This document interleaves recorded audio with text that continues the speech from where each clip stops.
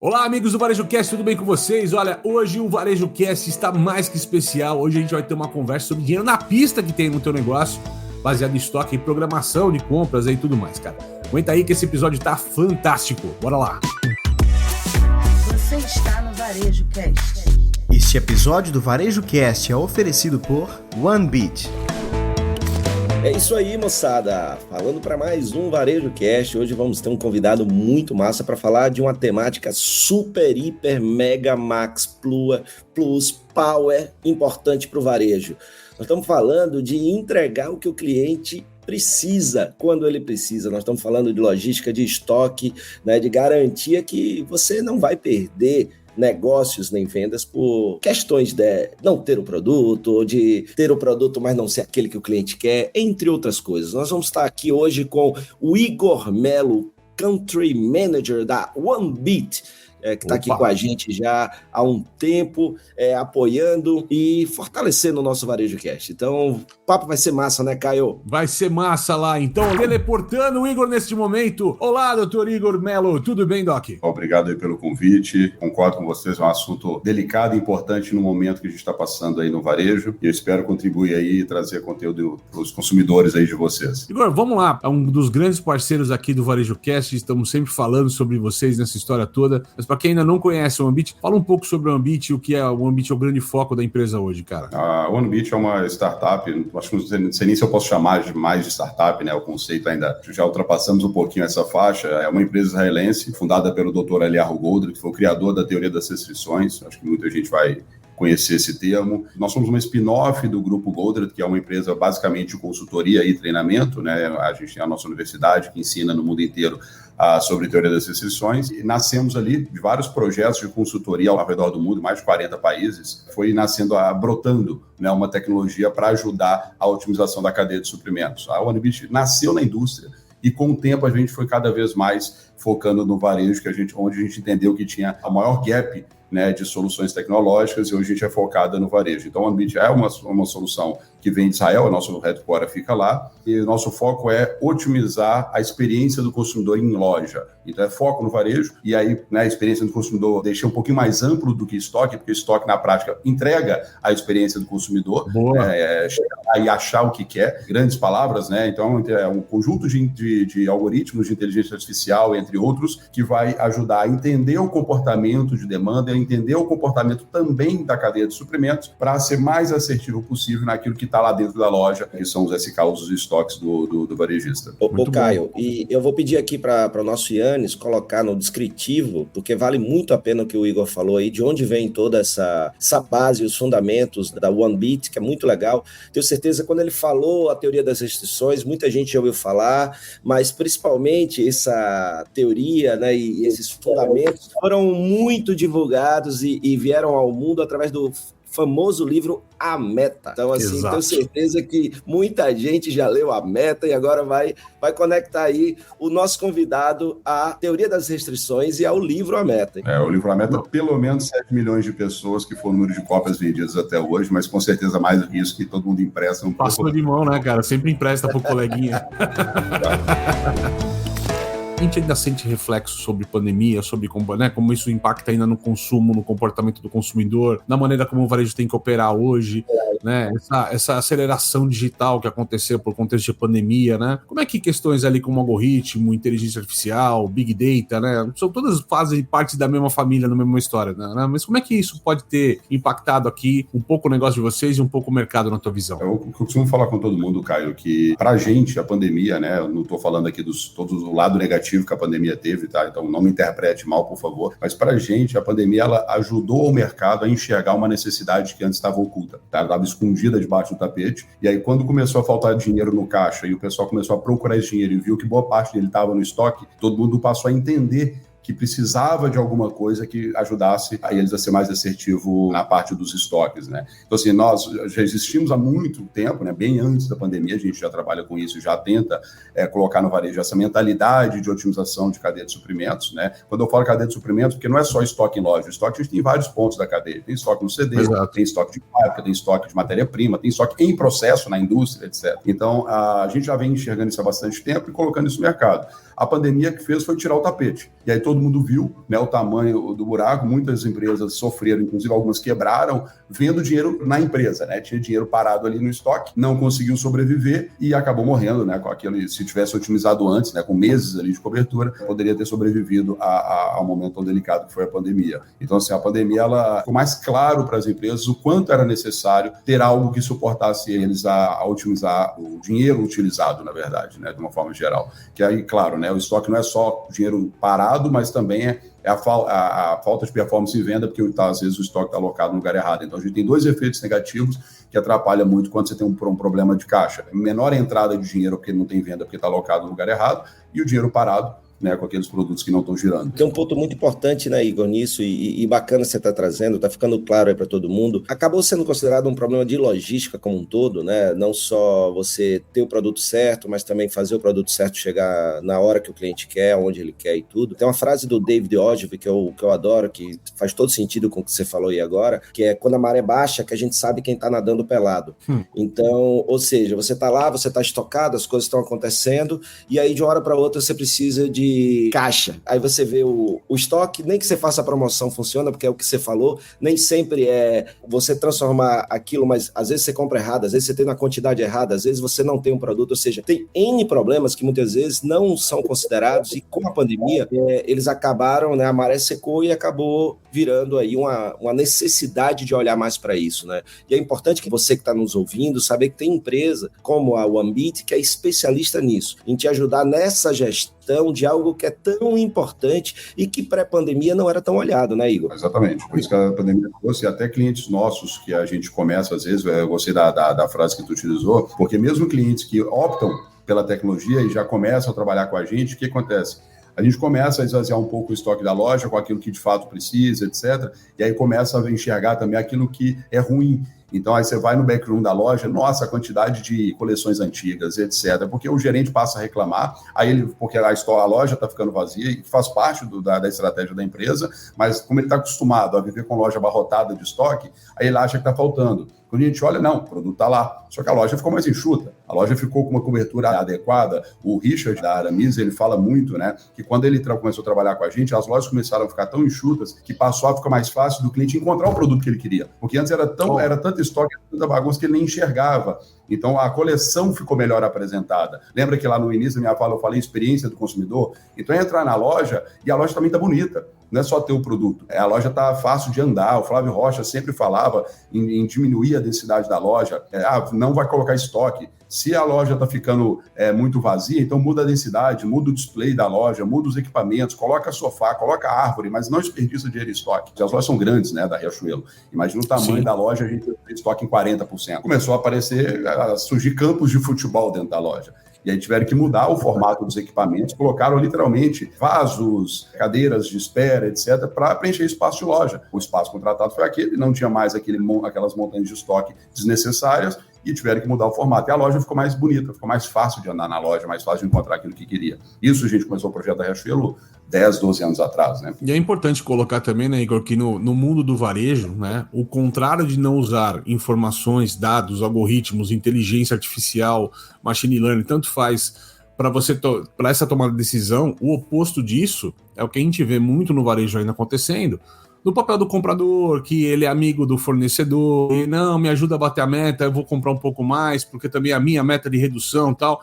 Então não é um acordo para o negócio, é um acordo de metas que não faz sentido às vezes para o próprio negócio, correto? Com certeza. O Goldrat, nosso fundador, ele tem uma frase que é muito legal, que vai exatamente ao encontro do que você acabou de dizer, que é: diga-me como me medes, que lhe direi como me comportarei. Então, assim, coloca as metas absurdas de venda, às vezes de compra, ou às vezes para o franqueado. Franquia, isso é muito comum, principalmente no modelo de sell-in, né? Então, a franqueadora empurrando o estoque para a ponta, porque o cara que vende para a franquia tem meta a bater, aí empurra o estoque errado, o franqueador fica lotado. É um monte de metas erradas com uma cadeia não alinhada, que vai gerando um efeito, uma bola de neve, né, ao longo da cadeia. E a liderança da empresa, às vezes, não tem essa informação até que chega esse momento crítico, como a gente falou, né, cara? Quando chega o momento lá de ficar pelado na festa, né, cara, você perceber, opa, o que aconteceu, né?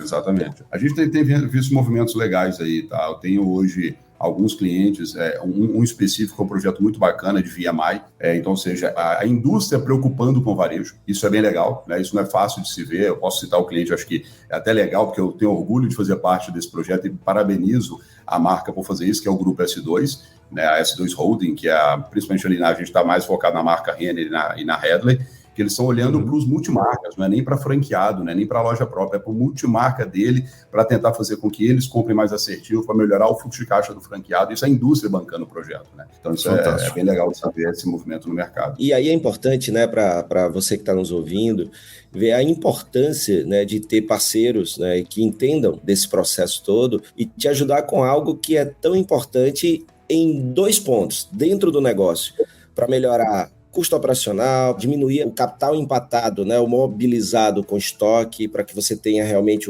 aquilo que o cliente quer na hora que ele quer. Com isso, você pode ter, por exemplo, lojas menores, que é uma tendência, né, Igor, que a gente já vem vendo há um tempo no varejo. Então, lojas menores, porque você não precisa ter aquele espaço de estoque absurdo. Então, você vai ter ali uma exposição mais inteligente do produto. Então, dá uma sensação de loja com menos produto, mas a loja continua vendendo e, às vezes, né, como você falou, vai vender mais, vai performar melhor, porque você tem por trás aí a inteligência da OneBeat apontando para o que realmente o cara tem que comprar, porque o que é que vende, né, quando vende, e do ponto de vista do consumidor, ele encontra lojas muito melhores de comprar. A experiência, como você falou aí no caso da Aramis, por exemplo, né, e da Riachuelo, a loja ela fica mais confortável, mais acolhedora, e você consegue editar looks, montar o VM de uma maneira muito mais bacana, que faça com que a loja seja uma loja muito mais vendedora, que é uma coisa que eu estava conversando com o Caio, Igor, que a gente estava no Latam e teve uma frase foi do Manuel, né, Caio? É Manuel Alves Lima da FAO, a gente fala Manuel e você, né? Isso, e ele falou que loja bonita que não vende é loja feia. O cara acha que para vender muitas vezes é só investir, o VM é fundamental, arquitetura de loja, design, mas faz parte da experiência essa parte que o OneBeat chega lá nos bastidores, silenciosamente, né, para organizar a casa para poder isso acontecer, né, Igor? Voltando ali ao Richard, bem nessa linha que você está falando, ele comentou com a gente que há 5 anos ele tentava fazer isso, de reduzir drasticamente o sortimento em loja, mas aumentando a venda. Então, só que qual era o problema? Ele não tinha uma tecnologia que suportasse ele fazer isso, porque na mão é muito complicado você saber, tá bom, eu vou reduzir o sortimento, mas qual sortimento eu vou reduzir? Porque se ele reduz o sortimento errado, aí é o contrário, a venda da loja vai despencar. Então, a gente trabalhou junto com eles, né? Eles reduziram muito o sortimento de loja, mais que dobrou o faturamento, isso falas dele, né? Em podcast, inclusive, que ele participou, só que ele precisava antes de uma tecnologia. Então, assim, não é só profundidade de estoque, não é só a demanda, entender a demanda de um SKU, é saber qual o melhor sortimento para aquela loja, sabendo que, às vezes, principalmente quando a gente fala de moda, a coleção é muito maior do que a loja comporta. Então, tem que fazer uma decisão muito mais precisa de qual modelo eu mando para a loja. O VM, muitas vezes, ele trabalha, só que ele trabalha no escritório montando qual é a loja perfeita. E aí, se você não tem uma tecnologia para quando a vida começar a acontecer, a coleção chegar no CD, você alocar o produto correto na loja, o pessoal de VM, normalmente, conversando comigo, fala, caraca, isso é um sonho, por quê? Eu desenho, quando eu vou na loja, só os 2 primeiros dias está igual, o que eu desenhei. Depois acabou tudo, porque o jeito que manda para lá não está mais coordenado com o jeito que eu coloquei a coleção. Existe uma história a ser contada ali, normalmente, uns 6 meses de coleção, uma transição de cores, e que nada acontece do jeito que foi desenhado. Quando você coloca a tecnologia por trás, suportando esse movimento de acordo com o que foi desenhado também pelo pessoal de estilo, você, além de garantir o estoque certo no lugar certo, você garante também um compliance ao VM, né? Então, a gente trabalha nessas 2 vertentes, né? Variedade correta, mas também a quantidade correta do estoque. Por isso que eu reforço muito a experiência do consumidor. Eu falo que não adianta eu ter disponibilidade de estoque em loja se eu não estou atraindo o fluxo para dentro da loja. Então, o primeiro passo da venda é atrair fluxo. A loja está legal, ter produtos coerentes com a necessidade do consumidor, ele entrar na loja. Aí depois que ele entrou na loja, escolheu, tem que sair com a sacolinha na mão. Por mais que a gente tenha omnichannel, tenha cada vez um pouco mais o pessoal tem paciência para esperar a chegar em casa, mas quando o cara vai no shopping, cara, vai na loja, ele quer sair com a sacola na mão, cara. É uma frustração muito grande. Todo mundo que entra numa loja tem intenção de compra. Não existe quem entra numa loja sem intenção de compra. Se a pessoa não tem intenção de compra, ela simplesmente não entra. Por isso que a gente não entra em todas as lojas do shopping quando a gente vai ao shopping. A gente só entra naquelas que a gente está buscando alguma oferta, garimpando alguma coisa, gosta da marca. Então, uma pequena intenção de compra existe. Como a loja garfa é o grande segredo do negócio, certo? Ô Caio, então mais nunca eu vou ser enganado por você quando você vê uma loja de jogos e super-heróis e você vou só dar uma olhada, porque você sempre sai com alguma coisa lá de dentro. Mas eu sempre tenho intenção de compra quando eu entro, Fred. Eu já falei isso pra você.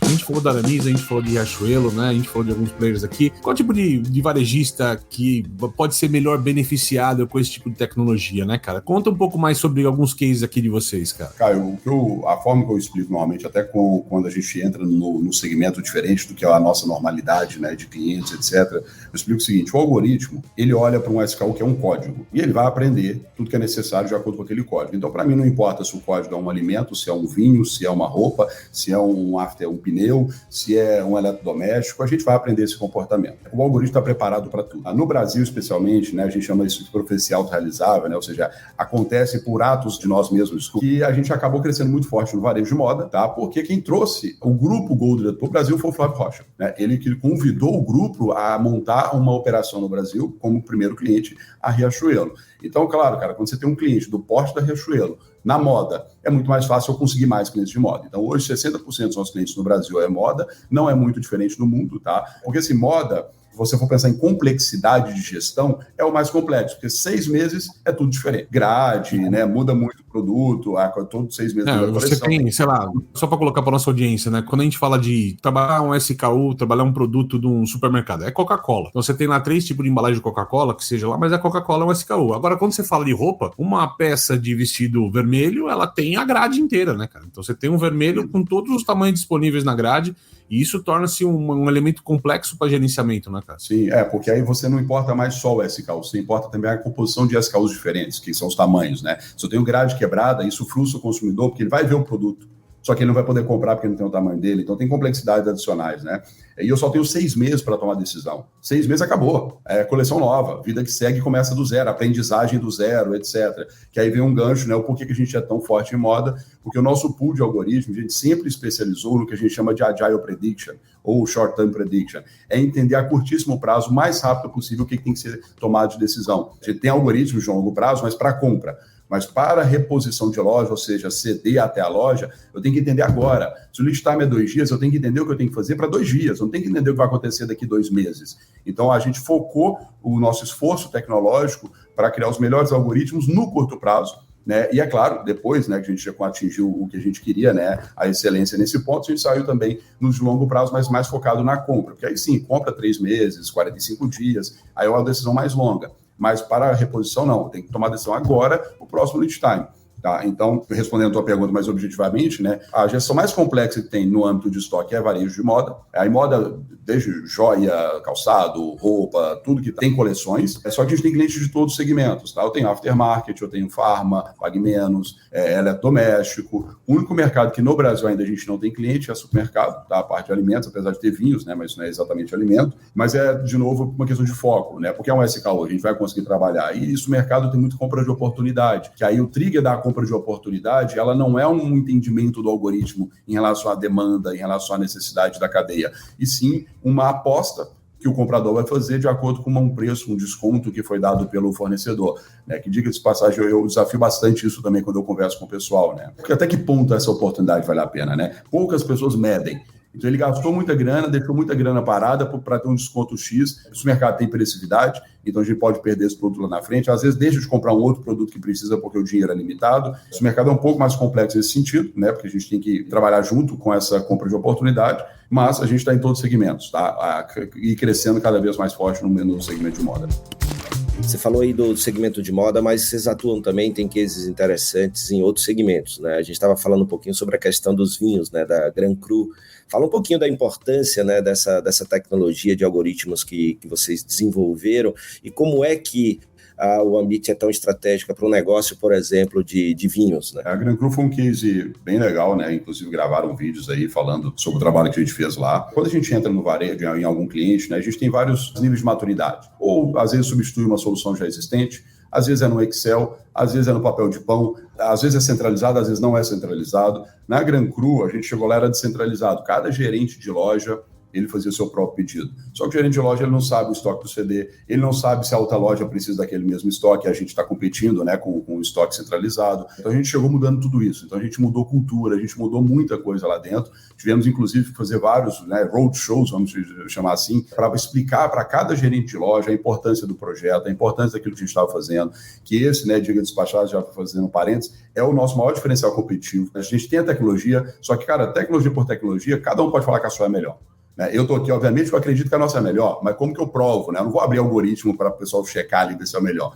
Então, isso a gente consegue diferenciar muito do mercado, é o que a gente chama de customer success, é o suporte que a gente dá. Eu acho que isso tem um pouco do nosso DNA, nós viemos da consultoria. Né? Então, assim, a gente acaba carregando isso também. Então, a gente ajudou a Gran Cru, não só, a gente não chegou lá, ligou um software e saiu. Não, a gente ajudou a mudar a cultura da empresa. Eu conversei com todos os gerentes de loja da Gran Cru para explicar para eles a importância, a lógica de tudo que estava acontecendo, o porquê daquilo, etc. Porque a gente teve gerente de loja que viu seu estoque cair 54%. Falas do próprio CEO na época da Gran Cru, né, do Brat. Para isso acontecer, eu não posso simplesmente sair reduzindo. Senão eu vou atrapalhar até o humor do gerente de loja, ele vai deixar de vender porque ele está vendo o estoque dele caindo sem justificativa. Então a gente trabalha em conjunto com ele. E tinha preço aqui, ele falou, não, eu vendo, mas você vendeu quanto? Não, mas eu vendo, não importa, mas assim, eu preciso ter isso aqui. Não tem a lógica da conversa, né? Essa é a grande questão, né? E é um trabalho de formiguinha, Caio. A gente começou explicando geral, aí quando o cara viu o estoque caindo, ele começava a duvidar do algoritmo e começava a pedir manual, que a gente não teve como bloquear o pedido manual da loja, porque imagina que tu vai fazer um jantar em casa e tu quer 24 garrafas de um rótulo específico. É uma demanda não razoável que jamais o algoritmo vai prever. Então tem que o gerente de loja tem que ter o poder de fazer esse pedido manual para te entregar essas 24 garrafas. Então a gente teve que deixar aberto o pedido manual, que normalmente em outros clientes a gente trava. Né? O cara passa a não poder mais fazer pedido da loja, tem que ser 100% automático pelo OneBid. No caso da Gran Cru não podemos. Então a gente teve que catequizar eles, explicar a eles muito bem o porquê disso, e aí eles iam pedindo, né? Exatamente por essa fala, eu vendo, tenho que pedir. Cara, a gente pegava, a gente tem os gráficos do algoritmo aprendendo. Então, eu pegava os pedidos que gerentes faziam, que não eram razoáveis, e printava os gráficos de aprendizagem SKU por SKU. Trabalho de formiguinha. E mandava para eles. Gente, olha o histórico, olha o comportamento. Por que vocês acham que um vinho que, sei lá, chutando aqui um exemplo, tá? Vendeu 2 nos últimos 6 meses, você precisa comprar 24 garrafas. Era nesse nível, às vezes, tá? Então, assim, não, mas é porque um dia, em um ano atrás, ou 23 anos atrás, alguém chegou aqui e fez um pedido, é aquela conversa que não vira uma lógica, né, cara? Tem um ponto que o Igor falou que eu acho que é muito importante para quem está nos ouvindo. Falou que o algoritmo, a ferramenta, né, o grande diferenciador do OneBid está num pré-utilização disso e no durante, que é educação e ampliação de consciência. Se o cara não muda o modelo mental, você vê que enquanto ele está brigando o modelo mental antigo com o que a ferramenta exige, perfeito, ele está fazendo ainda sem pensar, né? Vou pedir 24 que só vende 2. Quando o cara abre a mente e entende que a ferramenta está ali para ajudar ele a vender mais, vender melhor e garantir ter o produto certo, aí as coisas mudam, né? Aí o flow acontece, aí vai acontecer, mas até lá é uma briga de mentalidade, né, cara? Entrar numa nova empresa ou começar um novo trabalho com uma nova marca é muito mais um desafio de pessoas do que de infraestrutura ou de tecnologia hoje? Depende muito da cultura que já está na empresa, tá? Às vezes a gente chega numa empresa que o time já é o time que está brigando pela tecnologia, então aí fica bem mais simples em termos de pessoas, tá? Principalmente quando já é um abastecimento de loja centralizado. Isso é mais simples para a gente. Eu diria que, na média, o desafio mais difícil de ser ultrapassado é o de pessoas, tá? Só que ele não é o mais comum, porque, normalmente, no próprio processo comercial, já existe o que a gente chama de um buy-in muito bom, ou seja, a gente vende a ideia, todo mundo entra no barco, então a gente já começa o projeto com todo mundo engajado. O que acontece, às vezes, no meio do caminho, troca pessoas, a pessoa que veio nova não foi a pessoa que nos escolheu, aí a gente tem que convencê-la de novo, às vezes ela não está tão aberta igual a anterior, e aí, obviamente, isso é um trabalho adicional que a gente tem, mas, de novo, isso faz parte do nosso DNA, tá? Nós não somos uma tecnologia que vende software e sai fora. A gente está de mão dadas com o cliente enquanto o contrato estiver assinado, tá? Então, o meu time de Customer Success está o tempo inteiro em conjunto. O desafio mais comum ainda é TI. Tá? Ainda a TI, as empresas ainda não estão muito preparadas para fazer conexão de inteligência nos RPs. Os RPs que a gente tem no Brasil também não estão preparados para isso. Às vezes não tem nem acesso, às vezes a estrutura de banco é complexa para a gente fazer. As APIs, quando tem, que é raro ter, não funcionam direito. Então, assim, o grande obstáculo nosso ainda é a parte de conexão de bancos, né? Nós somos um plugin, né? Então eu tenho que conectar no RP, eu não substituo o RP, e para fazer essa conexão é o grande desafio. Só que a gente tem ultrapassado esse desafio montando o time do nosso lado. Então tem muitos clientes que quem faz a integração sou eu. Eu estou criando especialistas do meu lado em RPs comuns no Brasil, ou em APIs, que aí pega qualquer API e faz a conexão, e eu estou tirando do meu cliente esse trabalho e trazendo para o meu lado. Isso já tem feito há bastante tempo, e hoje quase que 100% das minhas integrações é feito pelo meu time. Eu assumi esse custo operacional, vamos dizer assim, para a gente agilizar e trazer o resultado mais rápido para os clientes. Você falando de uma NRF aí que a gente teve na Feira de Varejo, acho que 2014, 2015 por aí, a importância das empresas que investiram em CTOs, em tecnologia, para o cara chegar lá e entender e organizar a infraestrutura, para preparar a empresa exatamente para esses plugins, né? O Ambit chega, pluga, tá tudo ok, API com API, vai falando e tá tudo resolvido. Ou seja, você tem uma infra muito boa e você tem uma estratégia muito boa para vencer esses desafios. A startup israelense OneBit possui uma tecnologia de gestão de estoques que alia Big Data e inteligência artificial para garantir um estoque mais enxuto e oferecer uma redução de até 70% nas rupturas de vendas. Isso é possível porque o seu sistema de otimização de supply chain possui algoritmos que monitoram o comportamento do consumidor nas lojas e no e-commerce e realiza predições sobre quantos e quais itens devem ser entregues em quais lojas. Saiba mais no link que está na nossa descrição. Então, sempre estão perguntando para a gente sobre o futuro do varejo, né? Igor, o que vai acontecer daqui para frente com o varejo? Como é que é o OneBit aí? Essa visão de vocês está alinhada com o que você imagina aí que vai acontecer daqui para frente com o varejo? A gente está trabalhando com cadeias cada vez mais integradas, a gente está num movimento natural pelo momento que a gente está vivendo, mas um pouco delicado em termos de cadeia de suprimento. A gente está vendo cada vez mais a criação de estoque na ponta, então a gente está pulverizando cada vez mais os estoques com os dark warehouse, etc. O tempo de resposta ao consumidor está reduzindo muito, né? Isso está, obviamente, na visão do consumidor está sendo muito massa, então está criando para a gente uma experiência incrível, né? Igual eu sempre cito, né? Eu compro muito da Amazon, sem fazer propaganda aqui, mas a Amazon é a Amazon, né? Acho que não é nem propaganda. E, cara, eu fico com preguiça, eu moro dentro do shopping aqui em Recife. Eu fico com preguiça de ir no shopping, cara, eu compro na Amazon no outro dia, ou no mesmo dia chega aqui em casa. Então, assim, é muito legal isso na visão do consumidor, só que isso cria um desafio gigantesco, tá? Aí para o varejo físico, mas também para a omnicanalidade como um todo, que a gente está pulverizando demais o estoque, né? Todo mundo sabe aí o conceito, né, da agregação, então, estatisticamente falando, quanto mais agregado eu estou, mais assertivo a gente fica, né, e menor são os desafios algorítmicos. Então, quando a gente passa a descentralizar muito, aumentando esse tempo de resposta, eu preciso ter cada vez mais uma inteligência por trás para ajudar nesse processo. E a gente está vendo isso acontecer numa onda muito forte. Eu não acho que o online, principalmente no mercado de produto de menor valor agregado, não estou falando ainda do mundo de eletro, etc., eu acho que essa realidade é um pouco diferente, ele tão cedo vai substituir o varejo físico, né? Acho que ainda as pessoas querem ver, querem experimentar, querem tocar produtos. Então, eu acho que existe esse boom midiático em relação à parte do e-com, mas não é exatamente a realidade, ainda é muito distante, né? Vocês são mais especialistas do que eu aqui no varejo, então vocês sabem disso, né? Onde tem 15% no digital, tem 85% fora do digital, né, cara? Isso que cresceu muito na pandemia, né, cara? Isso que explodiu muito, né?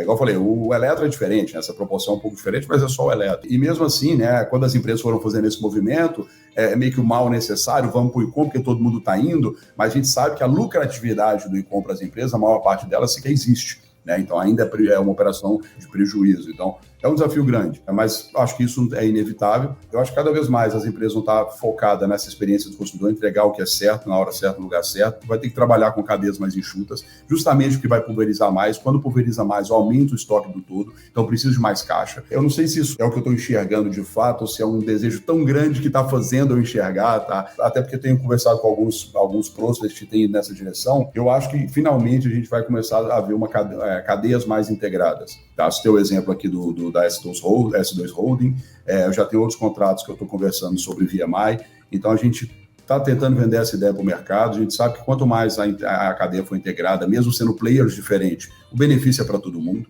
né? A outra, puxando o Goldratt aqui de novo, outra frase famosa dele é que ninguém na cadeia de suprimentos vendeu uma unidade sequer até o consumidor final comprar. Então, cara, enquanto não saiu da loja, o cara que vende tecido lá na ponta, vende fio, não vendeu absolutamente nada. Integrando a cadeia, eu acho que esse é o grande pulo do gato, né? Vamos dizer assim, para o varejo. E que eu estou vendo ainda de forma muito lenta, mas um movimento nesse sentido. Isso dentro do Brasil. Ninguém na cadeia de suprimentos vende uma unidade sequer até o consumidor final comprar. Isso indica, né, que não adianta a indústria empurrar para os atacadistas, não adianta o atacadista empurrar para o varejo, que no final das contas, cara, a venda acontece quando a sacolinha sai na mão do cliente. Porque a gente vê o oposto, né? Cada um tentando matar o outro. Na verdade, é uma guerra de quem é mais forte. Então, você vê a indústria, normalmente é o mais forte, ele empurra do jeito que quiser. E aí, quando a gente vai para o mundo do mercado, elétrico, isso é fortíssimo. Produziu demais. Fácil para eles, empurra, obriga o varejista a comprar. Cara, ele não resolveu problema nenhum.